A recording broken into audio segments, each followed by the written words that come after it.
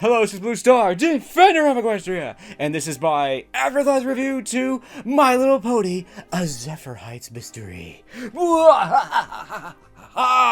As always, I will do the spoiler-free section, and then I will do what I call the weapons-free section, where I talk about whatever I want. This game is definitely improvement because I got my money's worth, and even though, yeah, some things could have been better and or maybe have some new content, this game is definitely a good game. So, there is much more content than the previous game, which I have a feeling was probably because they were trying to time to make your mark and just simply didn't have enough time to do everything that they wanted to do. So, but this time, this game is a lot bigger, there's a lot more areas, there's more things to do, there's these things with the side quests, so yeah, there's definitely a lot more to do here, and definitely lives up to the price tag of this game, so this game is totally worth the price of admission. So, the story was, I would say, okay. I kind of liked the previous one, because let's just say that it could have been better, shall we say. But yeah, I'm gonna leave most of that stuff for the weapons-free section, so, But the writing itself was actually pretty good. I really had the feeling that you're in an MLP episode, and there's a lot of fun, enjoyable things going on. I think the scene that almost embody this is that when there's these three ponies that are floating helplessly in midair, and one's going like, help, help, and the other goes like, ugh, this is so humiliating, and then another pony's going, really? I'm having a fabulous time! Apparently that pony enjoys floating helplessly in midair. So yeah, all that stuff was good, and I enjoyed that, and there was a lot of fun with that.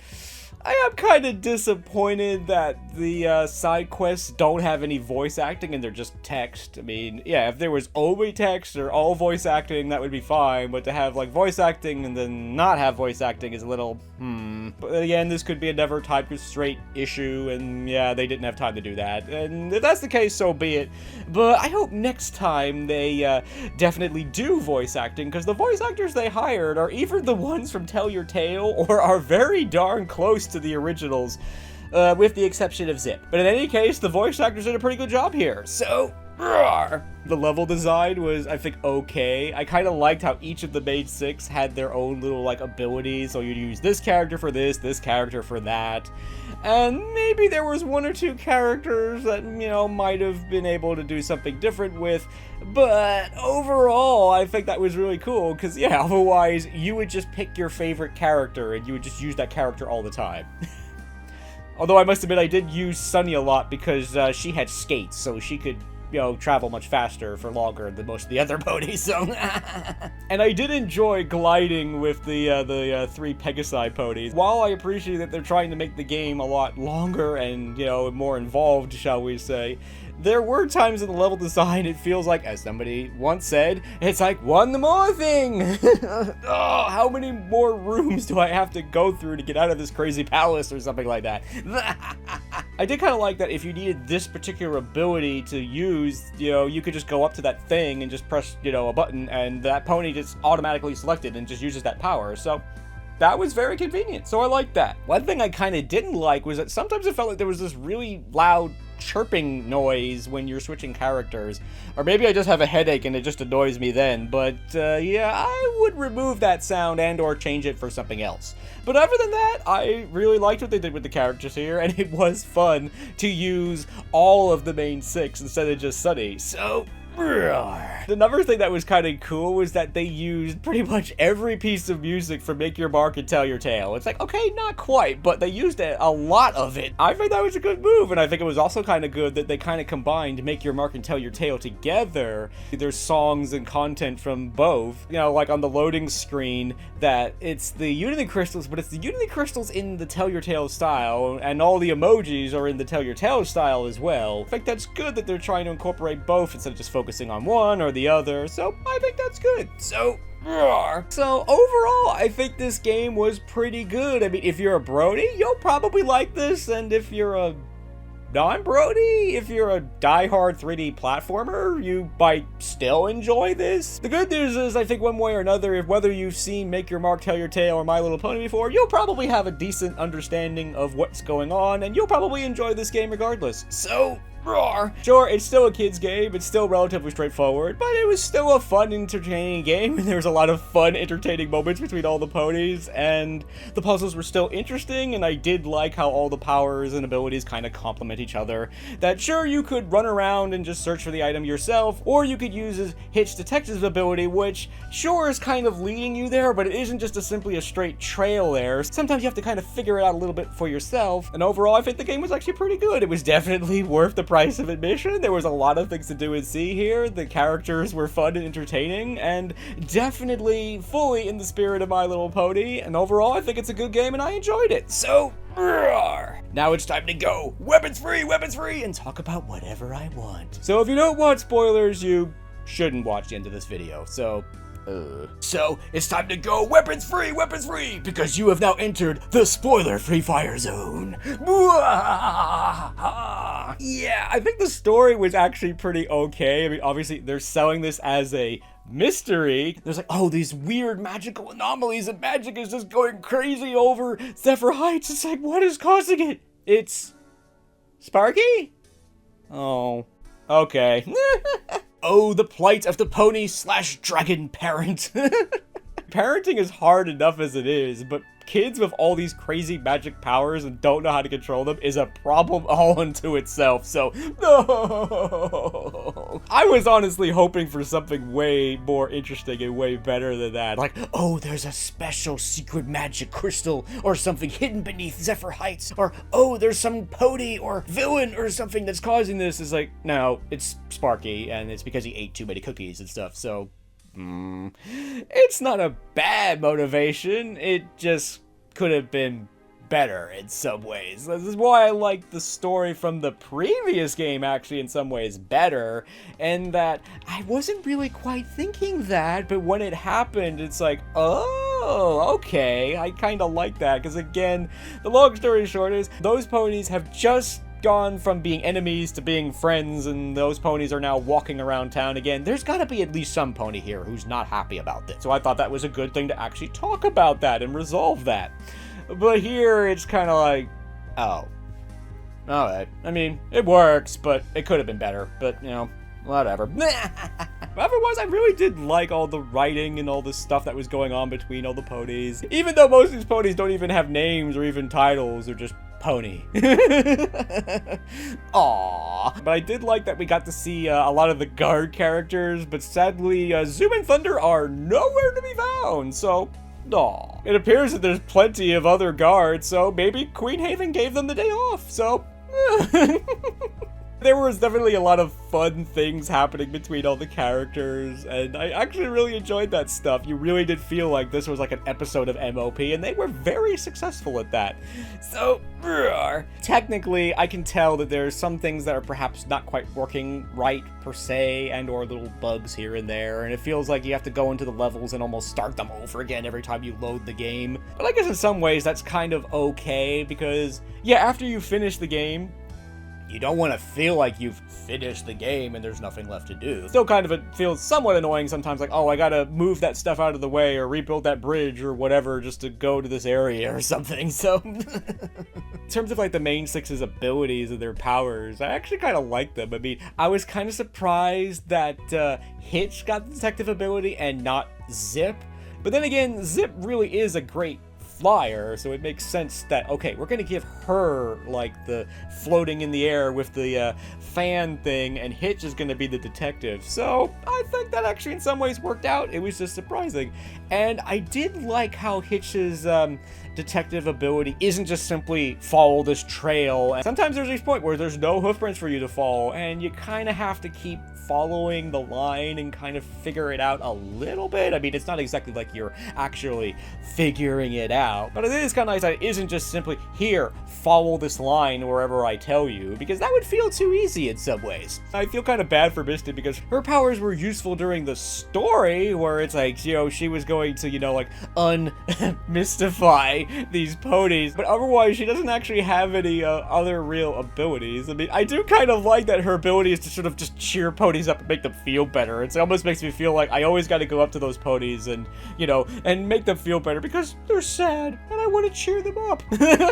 I like collecting the magical bits, but the problem is there's not really anything for you to do with them, because after you play the game for a while, you're going to have all these bits to spend, and then after you've spent them all on all the stuff, that's basically it. However, at the same time, it is kind of nice that, unlike the previous game, that the bits do regenerate, so it was almost like you could only collect a certain amount of bits from each area, so if you needed more bits, you had to basically, you know, 100% an area or something like that. So here you don't have to do that, so that's actually kind of good. Some ways it would have been nicer if poor Misty had, you know, an ability that in some ways was more meaningful to the puzzles in some ways, but otherwise, I did like how the main six's abilities all kind of complement each other, and they all had their own abilities, and it was fun to play as all of them, so...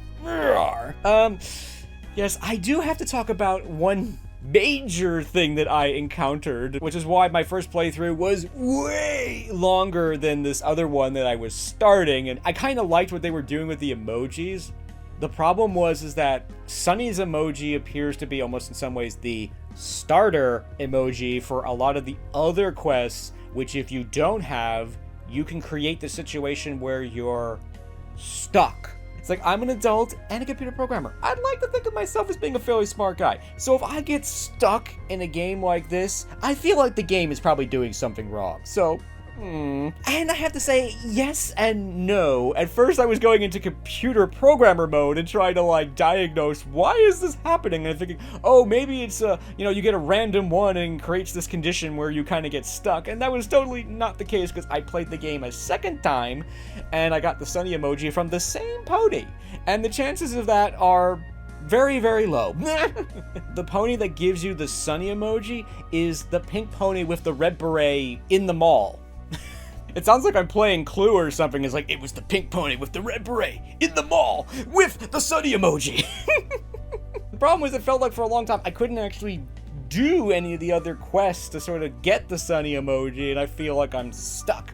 It felt like persistence paid off, and you just got to keep going to some of those areas and just keep doing some of those quests. But I think the shorter answer is, knowing that you need that one first, you should go and get that one first before you try to start doing and completing the other ones, because otherwise you might in some ways run out of quests and then you're kind of stuck until the game kind of gives you another one that you can go and complete. It isn't exactly a bug, the game isn't technically doing anything wrong, but at the same time it is kind of a big sticking point for me. But once you know the solution to it, it's not that big of a deal. But I feel like maybe next time they should try to handle that differently somehow.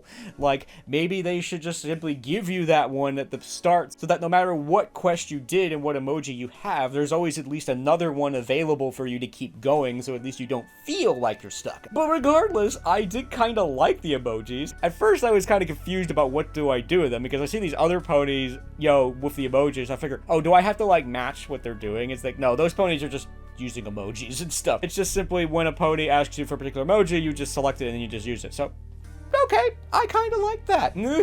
But overall, the game was still really good. I mean, I would have liked it better if the reveal or the mystery in some ways was a true mystery and not just, oh, Sparky's sick. Still a great game and a definite improvement over the last one. And in some ways, the best news about this is that it shows that they're interested in making more of these video games. Otherwise, they would have just said, oh man, this game didn't do very well, let's just not make any more. It's like, no, okay, we're gonna learn and we're gonna give ourselves the time to make the game the way that we really want to make it, and then it's gonna turn out way better, which it definitely did this time. There's definitely things that could be better, again, the thing with the emojis, and there's definitely a lot of recycled content where the rhythm game, like the dance they're doing, is actually the same exact dance from the previous game, and it's not what I would call really a rhythm game. It's really just push these buttons while there's a song playing in the background. Because at least in the easier levels, it's like I don't even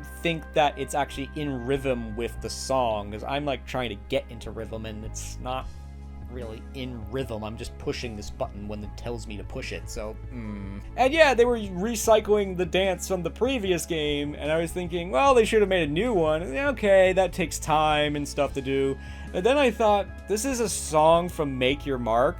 They should just replicate the dance from Make Your Mark. Yeah, maybe it would take some time to animate it, but that would have in some ways been a really good idea. So, the short answer is all the mini-games in a lot of ways are recycled content from the previous game. And I don't feel like some of them really fit the game so well. There was also these moments, like we go back to Maritime Bay, which was kind of nice, but it's like, okay, why am I in Maritime Bay? I mean, it's nice to be here, but don't we have more important things to do back in Zephyr Heights? Some of these things they're kind of forcing in, like Sunny's rollerblading chase. I mean, that kind of works, but like the Zip's flight school, how do we go from like the streets of Zephyr Heights all the way up into the sky? And also the rings are also, you know, basically white against basically a cloudy white background, which makes them really difficult to see, so you can still see them okay, but it's kind of difficult. And yeah, I kind of like the herding game, but it doesn't really fit within the Zephyr Heights story right now. I mean, it fits kind of within the mini story they were doing in Maritime Bay, but it's all that stuff. It's still fun and enjoyable, but at the same time, it definitely feels like they're taking things from the previous game and simply sort of putting them here, even though they don't really quite fit. So I hope next time they maybe either make new mini games or possibly tailor them more to the game that they're doing, and or maybe improve some of those mini games a little bit. Yeah, regardless, it was still really cool to go around Zephyr Heights, particularly the station, which I've always kind of wanted to, you know, get a really good look at, because it's been featured in A New Generation and Make Your Mark and stuff, but we haven't really gotten a really good look around the place. And like, I still want to know, like, what are those posters on the back of the wall? And apparently it was just the Wonder Bowl posters, but it was still really cool to actually be able to walk around the station and Zephyr Heights. And I must admit, yeah, Zephyr Heights, it kind of feels all the same, but it's a city. It's kind of supposed to feel all the same. But even so, it was so cool that there was all these different areas that you could go around and look at. You could go to the throne room and actually look around it. And overall, that stuff was really cool. So I must admit, so yeah, there's definitely things that could be improved or could be better. But overall, this is still a pretty good game. It was so cool being able to play as all the Mate 6, being able to walk around Zephyr Heights, and the dialogue and all the interactions of all the ponies was actually very fun, entertaining, and definitely very MLP.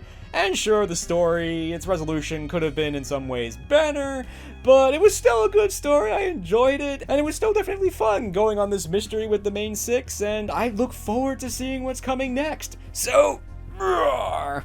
We've been to Maritime Bay, Zephyr Heights. The only obvious thing to do next is Bridalwood, so, ooh, that could be interesting to actually go around the Bridalwood Forest. Perhaps the Breezy Night Market, Bridal Woodstock, and, you know, some of those locations that we've kind of seen but haven't had the opportunity to really look at or explore. And overall, I've been enjoying these MLP games. I look forward to playing the next one and seeing what happens next. So,